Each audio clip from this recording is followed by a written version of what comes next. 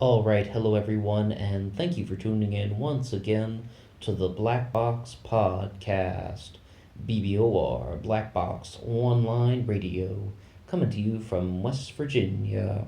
Today we're going back to 1974 to examine a case that I would say that I've been curious about for a long time, and one that I'd always wanted to learn more about, and I've just got back into, and that would be the case of a serial killer who operated between 1974 and 1975 in the Bay Area, known as the Doodler. I first found out about this case from some of those countdown sites about unidentified serial killers and unsolved mysteries, and it always stood out to me because of the entire nature of this, how it kind of relates to some similar things we find in fiction. And I knew some people, two people specifically, in back when I was in college, who had kind of created this sort of fictional story. They were actually a boyfriend and girlfriend, and they were writing a novel together. That's a very similar story. So it always stood out to me just because of those personal moments of recollection. Back in 1974, there was a serial killer operating in the San Francisco Bay Area, and he was someone who was preying on homosexual men. Now, sometimes he is referred to as the Black Doodler because the composite sketch that has been produced is of an African American male. As far as I could see, that's the only reason why they refer to him as the Black Doodler, and I think that that's a little bit almost like borderline just inappropriate. So, for the purpose of this discussion, we're just going to call him the Doodler, this unidentified serial killer.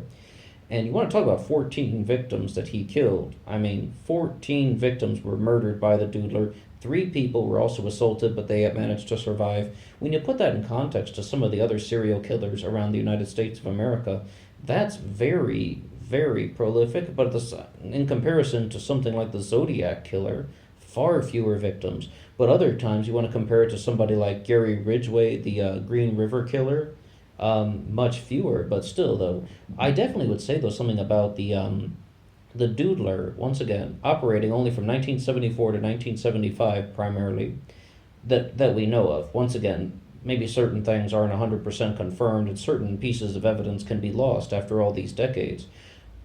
But what I would say is that he murdered 14 victims, and three people survived his attacks. So, somewhat of a prolific serial killer. Now, what I would say though is just another piece of introduction to gain a little bit of understanding about why he gets the name is he would actually kind of target men at gay bars and gay nightclubs, and he would make very well detailed sketches of them. And then he would use the sketches to kind of like lure people back to a certain place and said that, he wants to kind of make a sort of portrait sketch of you or something like that, or have you pose while he will draw you. And then he would probably engage in consensual sexual intercourse with a lot of the men. And there are a couple reasons why they think that these are very sexually motivated killings. I was on this website, the AWL, and they were talking about this, how like the first victim they found, he had money in his wallet, he was wearing his watch still, which was somewhat expensive. All of that stuff is being left behind. They knew that this was not a robbery, and with multiple victims that were attacked by the Doodler, their pants were down, like the fly on the pants were pulled down. So it's like they really believed that it was something sexually motivated. So we've talked about this countless times with serial killers about an animosity toward women. Well, in the case of the Doodler, it's just there's a homosexual man who is having some animosity toward men, it seems.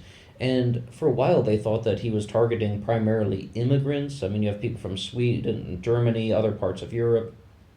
But in reality, there wasn't exactly a consistent pattern. Some victims were younger and some were older, and they aren't 100% sure what the exact MO of the Doodler was in terms of profiling the victims, or if there was one at all. It almost seems like kind of someone who was just luring people who were available. And that is a very big thing that we should say about serial killers, no matter which one you would like to talk about. The concept of a serial killer usually has a pattern, right? And they have a pattern because they find a way that they can kill people successfully. They find a way that they can kill people that is going to kind of achieve their goal. So they stick to the pattern because they know this works. And many people target prostitutes because they're in a vulnerable position. Well, targeting guys from the gay club, it was just a different way to get them to a secluded area. Not to mention that there were three people that survived this, and they had the ability to come forward and try to identify the Doodler once because he was apprehended by the police. They believed that they indeed caught the guy, but they needed the three victims who had survived to come forward and identify him. But then they just refused to.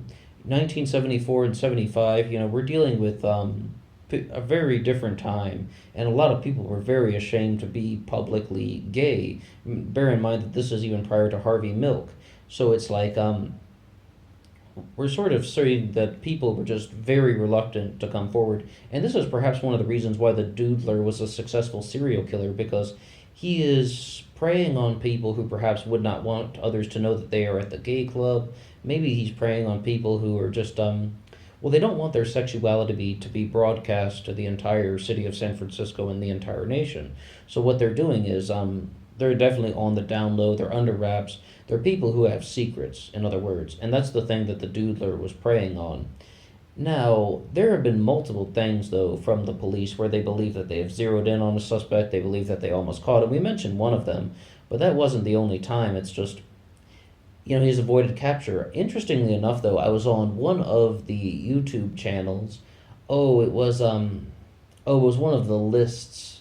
The name has just escaped me. I had it down pat, but the name is getting one of those list ones. It didn't have that many views, actually, only about 240 views, but the name has just escaped me. But someone was posting in the comments section that if you search well enough on the internet, you can actually find the name of the Doodler.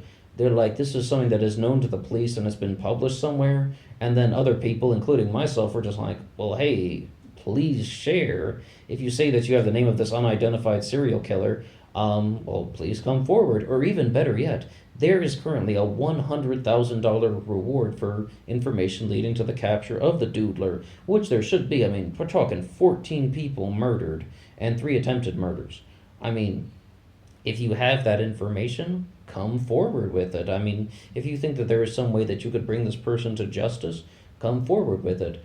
Once again, I think that this case stood out to me because you often don't hear about a serial killer who's targeting gay men, and you also don't hear about a serial killer who is kind of doing the drawings first. Like, that was the novel thing that those 2 friends I had were kind of really writing about. It was about this guy who was kind of just composing sketches of women to try and lure them, to certain places.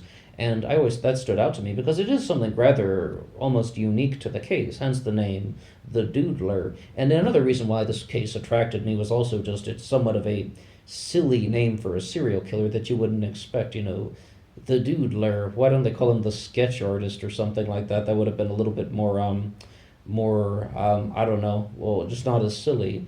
But it definitely stands out, and it does get your attention, and they're hoping that perhaps some way, somehow, someone would recognize the very detailed composite sketches of the Doodler, and they even have an age progression of the composite sketch. But what I would say about that is that it has way more detail than, say, something like the Zodiac Killer composite sketches. Very, very precise. Okay, so some of the other things that we need to bear in mind about this. The Doodler operated in the San Francisco Bay Area. And someone brought up this comment on, I think it was actually one of the Doodler uploads, when they were saying that, why are there so many serial killers in California? And people have also even brought up the concept, why are there so many serial killers in America? Well, I mean, it's just numbers at that point. I mean, that's kind of just a hypothesis I have. I haven't read that anywhere else, but I believe it's just numbers. California is our most populous state in the United States of America, 38 million people, give or take.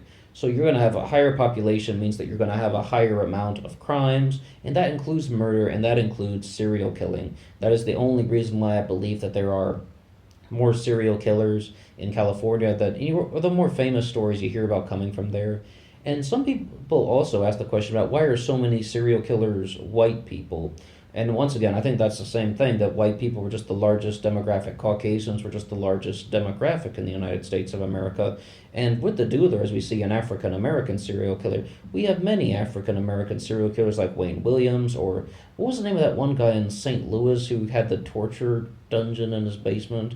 Another one like that. And serial killers come in all races and they come from all corners of the globe. What about people like Charles Ng, one of the Boneyard killers? What about people like Moses Satole in Africa? And I mean, if no matter what part of the world we're going to look at, we're going to find some sort of serial killer activity. It's just a matter of numbers. And in the United States of America, Caucasians are a larger demographic, and California has the highest population, so that might be one of the reasons why we see so many serial killers in the state of California. It's not that that's like kind of just there's something in the California air that is making people commit these murders. I think it's quite to the contrary. It's just that it's demographics, it's population, and that's kind of what we're dealing with. But that really goes to show you race has nothing to do with this. Backgrounds have nothing to do with this. They can come from all walks of life. You can deal with people from just countless backgrounds. And that really is something. Some people are just kind of driven to kill. Some of it is like some people are genuinely born this way, but other people do have like sexual impulses that they can't control. One of the things with the Doodler that I thought of very specifically was I saw an episode of the Steve Wilkos show once, and a man was on there, and he was saying that he gave people HIV intentionally. He had AIDS, and he's a homosexual man, and he intentionally gave people HIV. That guy very specifically targeted to black men because he said a white man gave him HIV, so he's no longer attracted to white men, and he would just go around having unprotected sex with black males to give them HIV. Is that something that we're dealing with the case of the Doodler? Another comment that somebody left once was this guy must have passed away from AIDS in the 1980s. I don't know where they got that information, but I mean, if you've ever seen the film Dallas Buyers Club, they really talk about how around that time there was no treatment for AIDS. So if you were ever to contract that, I mean, they gave you 30 days to live. And I know that's a fictional retelling based on a true story, though. But like, it's a very high possibility that this could be what we're dealing with. That some guy got infected with HIV. So what he did was he kind of wanted to get revenge on the male population for contracting HIV from unprotected sex. So he just wants to take out his rage and hatred sexually on other people. I mean, I don't think that that's impossible. I don't think that's beyond belief. And I'm kind of connecting some dots there. Maybe I'm just creating a pattern that I shouldn't, but I think it's a very plausible narrative. And I don't really even know if I can, put like a hardcore stamp of approval on something like that. All I'm saying is I heard a similar story about that, and someone was posting about that in the comments section on a different upload related to the Doodler. I think it was also on that countdown video that I mentioned. But with this case, though, there are certain peculiarities, the sketching and the fact that we're dealing with just a kind of black male homosexual killer in San Francisco. That might sound peculiar on the surface, but I don't necessarily think that that's that big of a deal. I just like and we've said this on the channel before, go on the FBI's top 10 most wanted list and look at all the different crimes from all different backgrounds. I mean, like, we're talking the white collar crimes and the terrorist crimes, and you're going to see people from all over the world. The cyber crimes with the hackers, you're dealing with all different types of people. We're all messed up, okay? Every sort of race is going to have people committing, like, atrocities. Let's just say that. Well, I mean, and the reason why I'm saying this is there's this trope out there that serial killers are only one type of person. I've heard this countless times. And, they even, like, there actually used to be a saying in Russia that, at least in Russia, we don't have serial killers. That used to be something that they said. And then what happened? Andrei Chikatilo and then Alexander Pichushkin, as well as a few other guys. Those are just the famous names that got caught. So it happens all over the world. But is this a case of revenge for somebody who contracted AIDS and lost control? Or is this the same dynamic that we've dealt with 1,000 times with the serial killer, where maybe this person, whoever the Doodler was born without a conscience and he has that psychopathic personality? Or maybe he had some abuse in his childhood that allowed him to develop sociopathic tendencies. All of these things are possible. And I know that this upload isn't horrendously detailed in relation to the case, because I find that it's so much more kind of enthralling to challenge this type of thought process associated with the serial killer. Not to mention, though, that it would take some. This could be a case that we could explore in the future. Maybe we can view this as an introduction to the case of the Doodler, to actually look at some of the harder physical evidence and kind of see if we can get anything to do with potential suspects. I mean, it definitely can be done with all of these true crime cases. It can be done. But if we're going to give the type of introduction, I would really say, though, that, like I said, it's enthralling to get to know the motivations that drive a person to commit certain actions. So says me, anyway. That's just kind of the thing that I lean toward. Like, what are the causes and reasons why people end up in these particular positions? And